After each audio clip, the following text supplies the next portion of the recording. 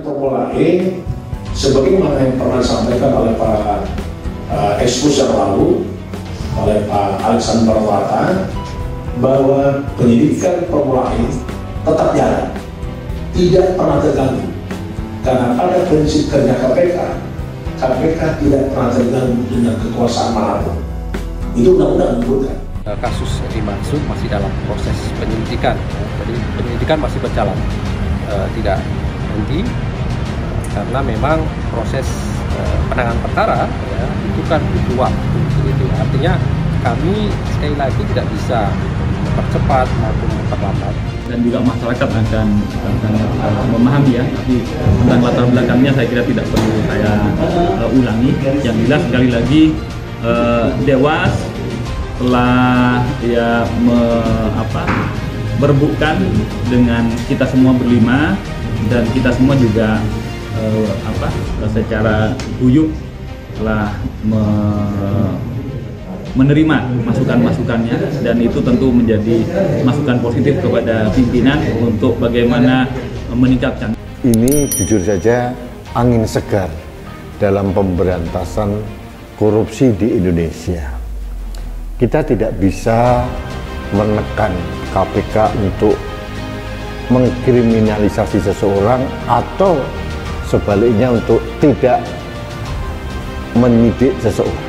Kalau memang ini KPK mau jujur, maka Anies ini pasti masuk. Tapi ya mungkin saja gitu ya, mungkin saja juga ini adalah bagian dari strategi untuk membersihkan atau mencuci nama Anies Baswedan.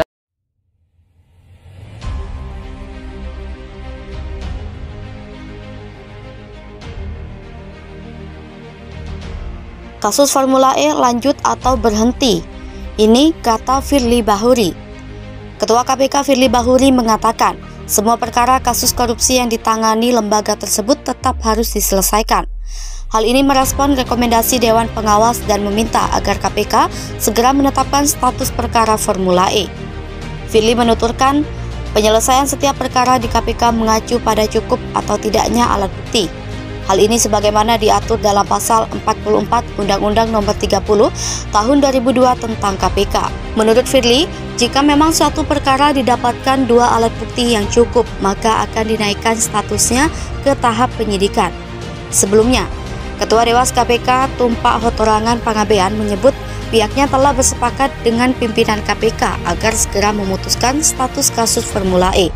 Menurut Tumpak, kesepakatan tersebut diambil dalam rapat koordinasi pengawasan Triwulan 4 2022 antara Dewas dengan pimpinan KPK pada 17 Januari lalu. Survei Capres, elektabilitas Prabowo teratas, Ganjar Anies bersaing ketat. Lembaga Survei and Polling Indonesia merilis riset terbarunya terkait dinamika menuju Pilpres 2024, termasuk elektabilitas bakal Capres 2024. Temuan survei SPIN, Ketua Umum Partai Gerindra Prabowo Subianto masih menempati posisi elektabilitas tertinggi. Direktur Eksekutif SPIN Igor Dirgantara menjelaskan Prabowo masih tetap unggul jadi tokoh yang berpeluang besar dipilih sebagai presiden di pemilu 2024.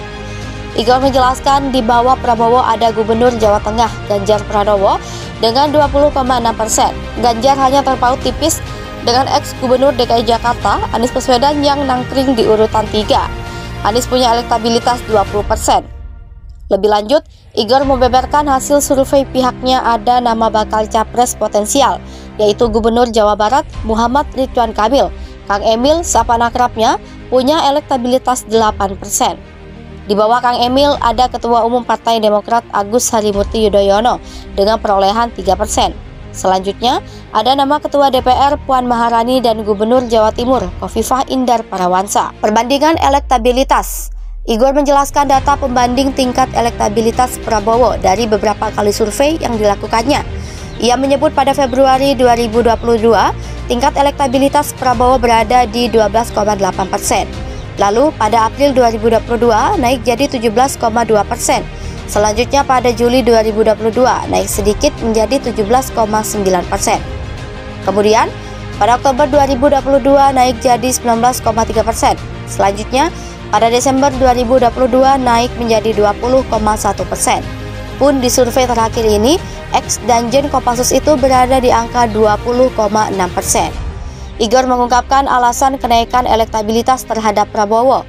Salah satunya karena nama Menteri Pertahanan itu beberapa kali disebut Presiden Jokowi secara langsung di beberapa acara besar seperti HUT partai politik.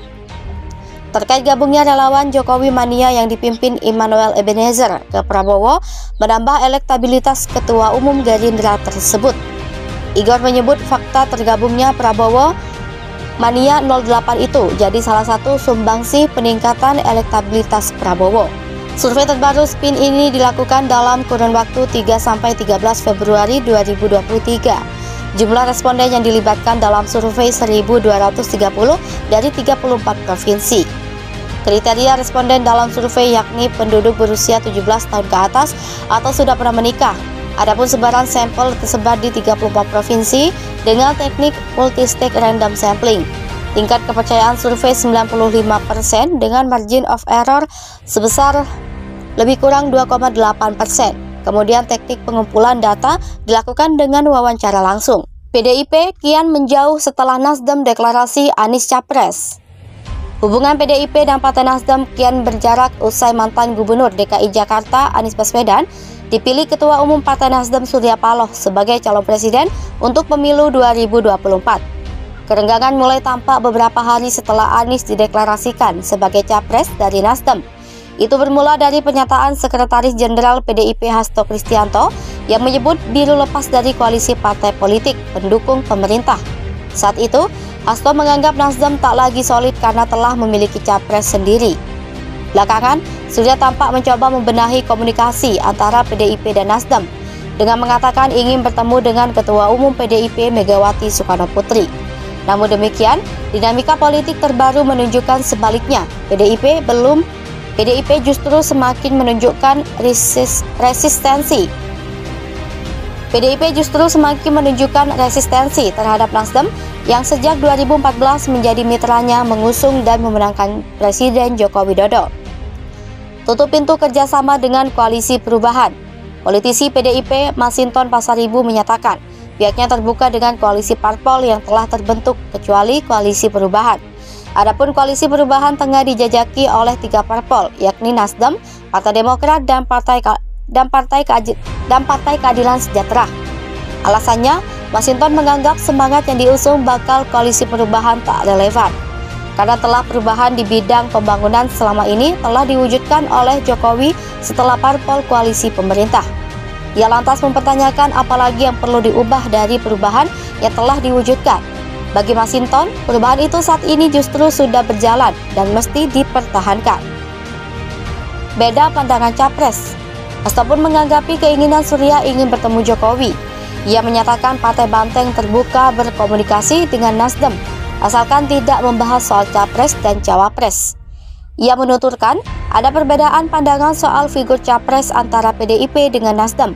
Menurutnya, Nasdem telah memilih Anies yang kerap dianggap sebagai antitesis Jokowi. Sementara PDIP, sesuai pernyataan Megawati, bakal memilih kadernya sendiri untuk memperebutkan kursi RI 1 pada 2024.